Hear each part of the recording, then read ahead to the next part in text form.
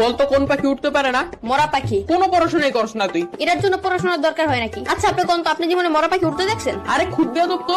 এই তোর নাম কি? কথা গুরান কে মরা পাখি উঠতে পারে? এই তুই থাকুস কই? আমার বাসায় থাকি। বদমাইশ, তোর বাসা কই এটা জিজ্ঞাসি। না আপনি জিজ্ঞেসেন আমি কই থাকি। আজব তো, এবার কত তোর বাসা কই? আরে আমি যেখানে থাকি ওই জায়গায় আমার বাসা। তোর কিন্তু আমি মাইর দিব। পড়া তো পারস না, আবার তেরামি করস। কেন কোন পড়া পারি নাই আমি? ওই দিন তোর একটা অঙ্ক জিজ্ঞাসিলাম, পারস নাই। কোন অঙ্ক পারি নাই? ধরেন এখন ধর তোর কাছে 20 টাকা আছে, তুই 10 টাকা তোর বন্ধুরে দিলি, তোর কাছে কয় টাকা থাকে? আপনি অঙ্ক বাদ দেন, আমি কে তুই বললেন যে 10 টাকা দিয়া দিমু? এই যে কোথায় কোথায় বেয়াদবি করস। এত সহজ অঙ্ক ধরলাম তাও পারস না। কি পড়স তুই? শার্ট পরি, প্যান্ট পরি, গেঞ্জি পরি, জুতা পরি। ওই সার করতে হইব না, মাথায় জ্ঞান বুদ্ধি বলতে কিছু নাই তোর। আপনার চেয়ে বেশি আছে। আবার তেরামি করস। তার আমি কি? আপনি আমার বুদ্ধি পরীক্ষা করে দেখেন। তাইলে ক, সমুদ্রের মাঝখানে একটা লেবু গাছ থাকলে তুই লেবু কেমনে আনবি? বাজার থেকে কিনে আনবো। আর আমি বুঝাইতে চাইতেছি যে ওই গাছ থেকে লেবু কেমনে আনবি। ডানা দিয়ে উইরা উইরা। তোর তো ডানাই নাই, ডানা কি তোর বাপে লাগাইবো? সমুদ্রের মাঝখানে লেবু গাছকে তোর বাপে লাগাইবো?